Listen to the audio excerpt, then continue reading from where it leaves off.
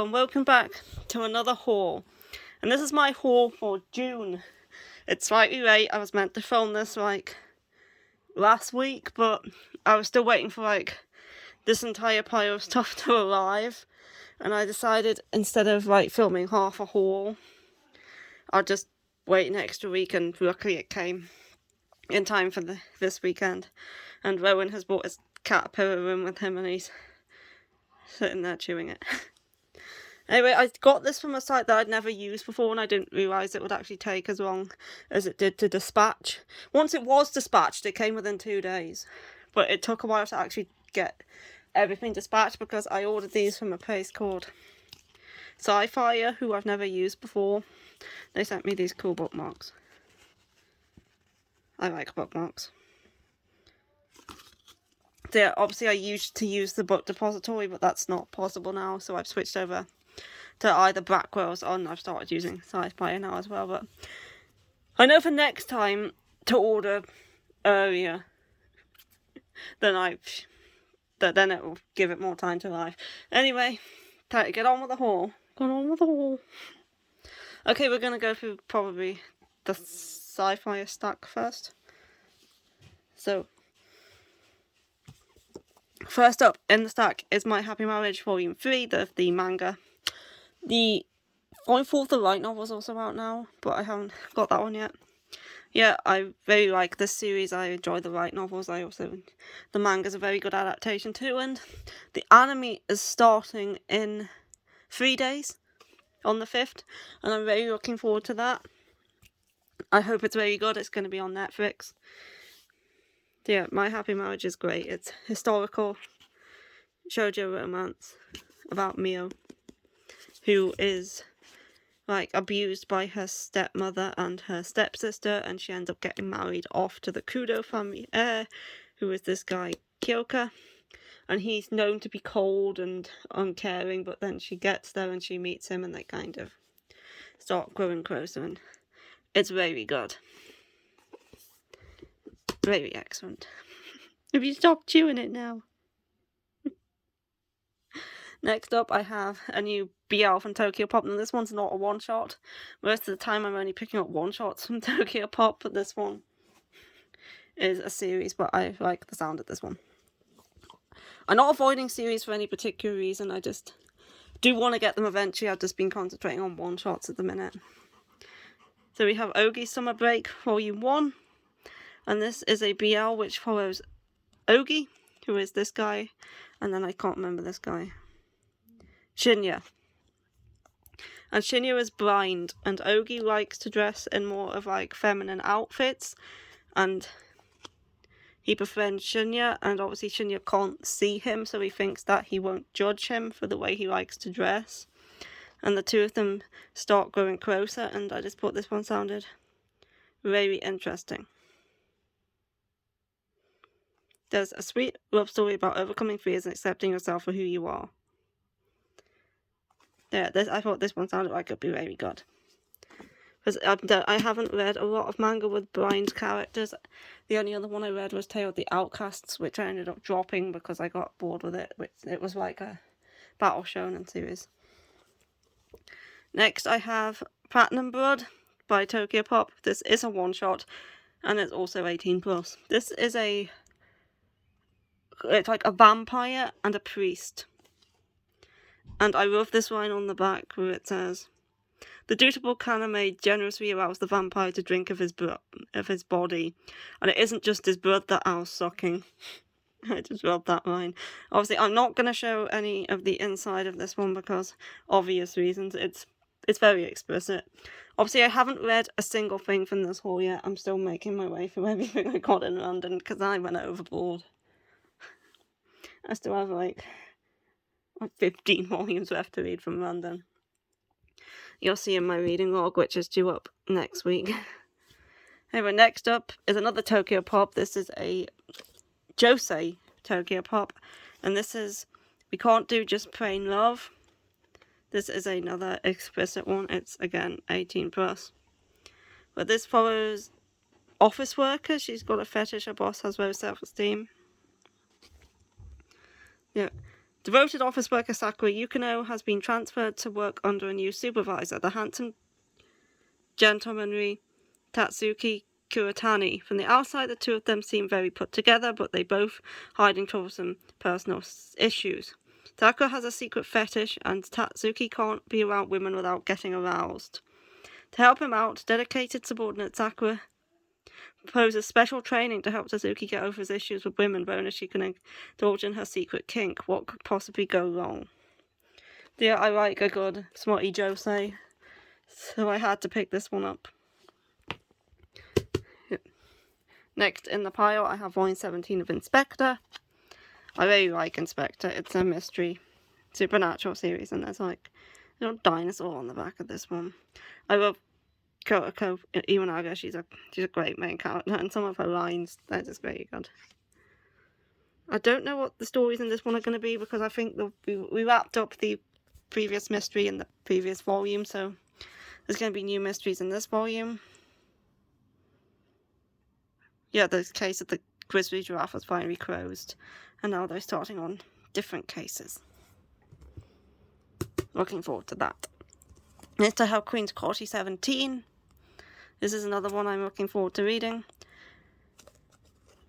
I was meant to get this next month and then Snow White with the Red Hair this month, but I decided to swap round and get this one instead, because I do prefer this one. Yeah, I really love Queen's Quality, and we're approaching the final arc now, but I think there's 20 volumes in Japan out currently. Yeah, another very good one I'm looking forward to reading. Next up, I grab Vampire Dormitory Volume 10. Surprisingly, despite the cover, this is not the final volume, and I don't know how much longer this series can go on for, because this series is not good. This series is what I like to call just vampire trash. I have a spreadsheet on my computer which I recently put together, and I have a genre section, and for the genre of this one I just have vampire trash. I put that for Rosenblood as well, because it's not good, the story isn't great, but you can't help liking it because it's just like a guilty pleasure sort of thing, and the art's pretty too. But yeah, I think this wraps up the current arc, and I don't know where it's going to go from here. But it just seems to keep going.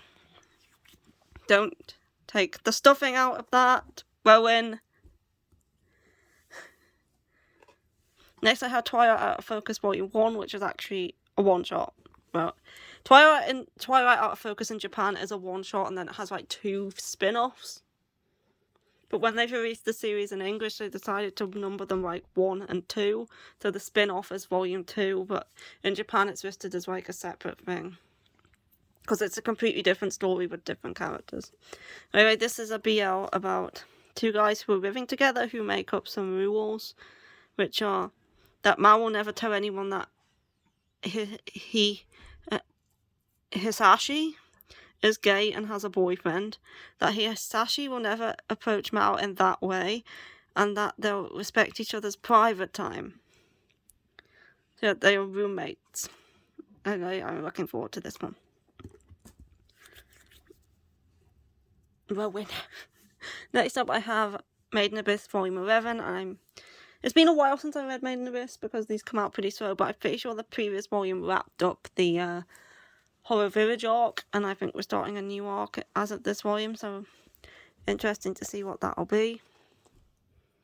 There's some art. But yeah, that's Made in Abyss. Are you just stuffing that? Don't eat it. You don't eat the stuffing.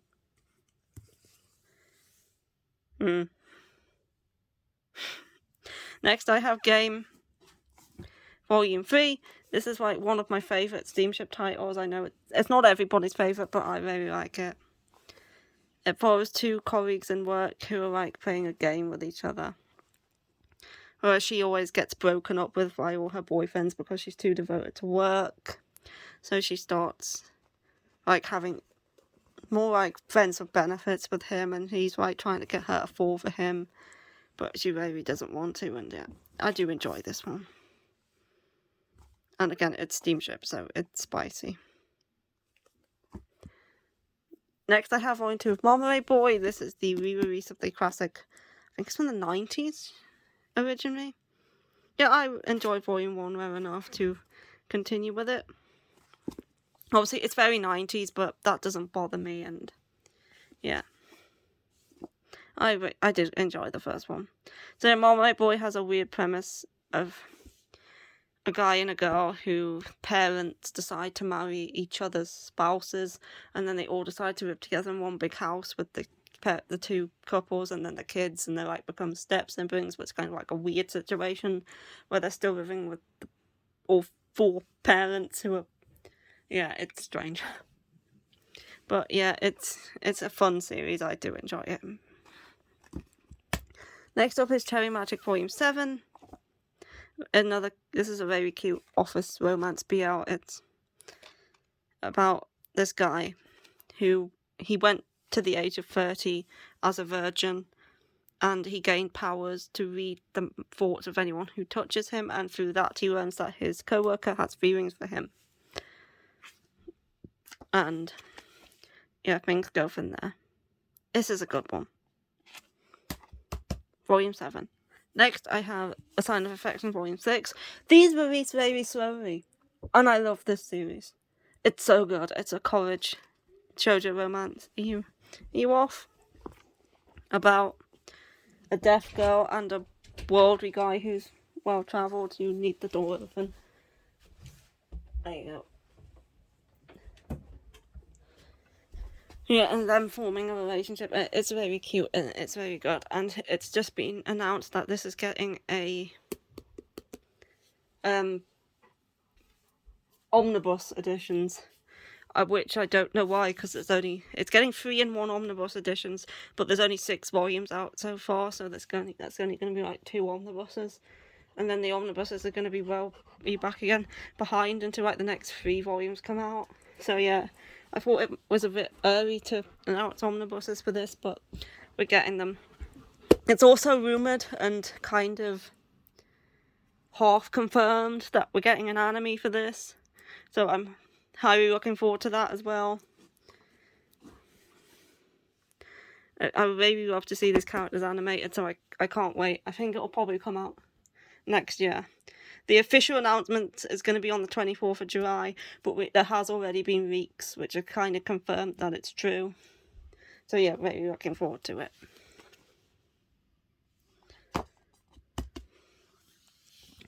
Also, we have the final omnibus of number 6.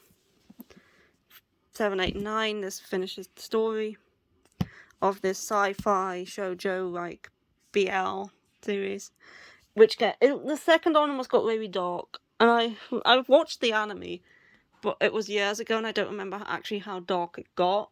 Yeah, it got very dark, and I really liked it because I do enjoy dark series. So yeah, that's number 6, and that's everything I picked up at Sci-Fi, and that's my bookmarks. So next up is the stuff I got either from Amazon or Blackwell's. And the first one being a light novel called How to Win Her Heart on the 9th Try. And this is I think it's an office romance. It's a light novel. Here's the description. Nagi Yoro Izuka, a 27-year-old systems engineer at a software development company, is facing down her 30s with no sign of romance. She works hard at her job, but things never seem to go right. Then, when a series of mishaps leaves her at her lowest point yet, a childhood friend appears to offer her a hand. Not only is this genius engineer warm-hearted and good-looking, but he also gets along great with her. There's just one problem: she's only ever seen him as a friend, while he's been hiding his feelings for her their whole lives. But even if she's willing to give him a chance, will trauma from her past prove too much to overcome? Yeah, I thought this one sounded interesting, and it's only a one-shot. It's just this one volume and then done. So I was interested in giving this one a go. I don't know when I'm going to get round to reading it, because I'm slow with light novels. I've been reading Sugar Apple Fairytale Volume 1 for like 3 months now, but I'll get round to it at some point. Next I have I Hear the Sunspot 4 Seasons. I did actually order this one ages ago. It came a few days after I did my previous haul, but obviously I couldn't include it. And since it was just one volume, I wasn't going to wait to do that haul like I did with this one. Yeah, this is the continuation of I Hear the Sunspot. This is the next installment. And I love I Hear the Sunspot. It's so good. It's one of my favourite BLs ever, and I really like this cover too. So I can't wait to see more from these characters. Next up, I have a new BL called Manner of Death, and I do believe this is Taiwanese. I think it's from Thailand.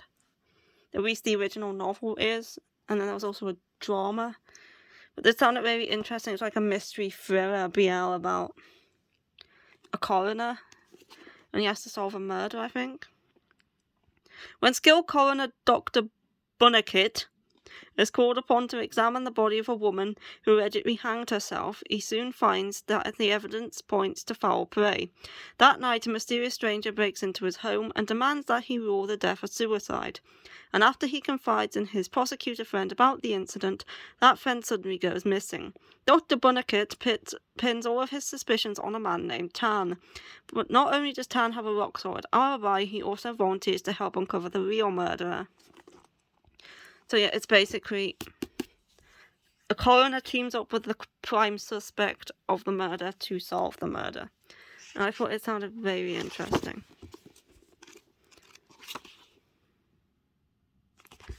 And I put that there. Next up is another BL. There's quite a few BL this month. We have The Other World's Books Depend on the Bean Counter Volume 3. This is a BL isekai about an accountant who gets transported to another world along with the saint that's meant to save the world, but he accidentally goes with her, and now he's working as an accountant in this new world where he meets this captain of the guard because he's like a workaholic and he becomes overworked, and this guy's trying to teach him how to not like be so obsessed with his work.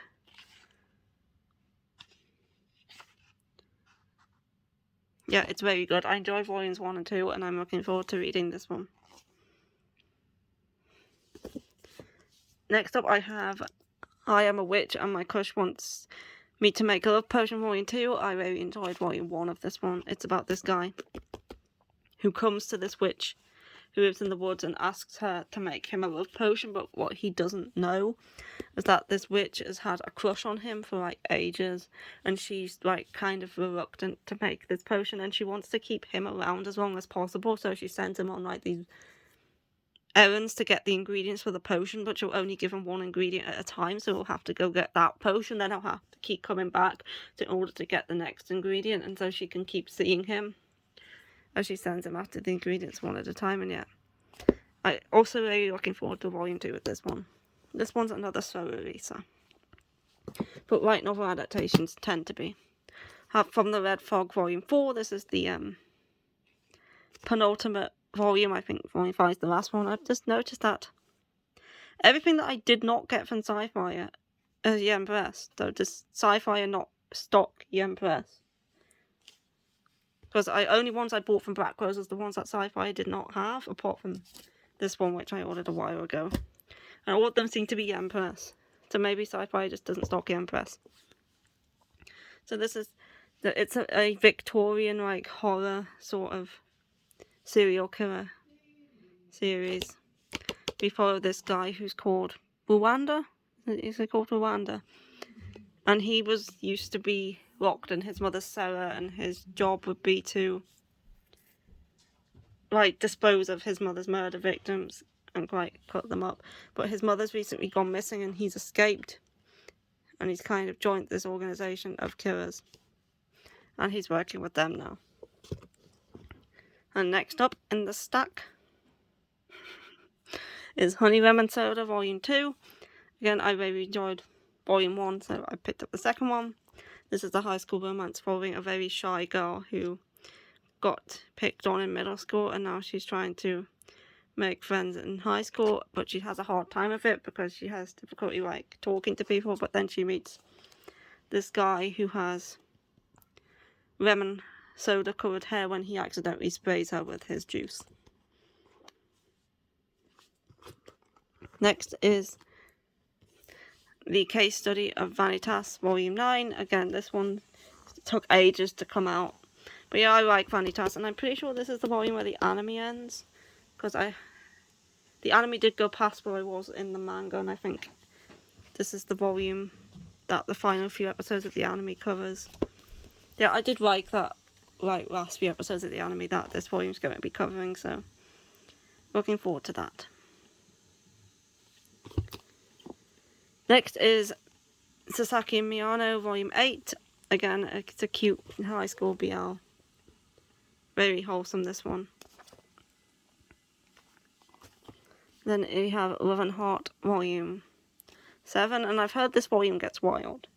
Like the previous volume, not much was happening, but I've heard a lot goes down in this one. So that should be interesting to find out what happens. And I can't stand this guy. And I hope she realises how much of a stalker and a douchebag that he actually is, and comes to her senses and like kicks him out the house, because that would be the best ending for me. But I don't know if that's actually going to happen, or maybe she's going to end up with him. I'm unsure. I'll have to read and find out.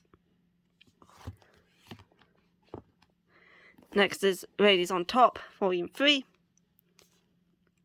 Again, this is another steamship title. It's another smutty one. That's not something I should be showing. It's about a woman who likes being dominant and a man who likes being submissive in the bedroom and their relationship. And last up for this haul is For the Kid I Saw in My Dreams, Volume 10, which I think Volume 11 is the final one. Yeah, this is a mystery series by Kei Sanabe, the author of Erased. I do enjoy this one.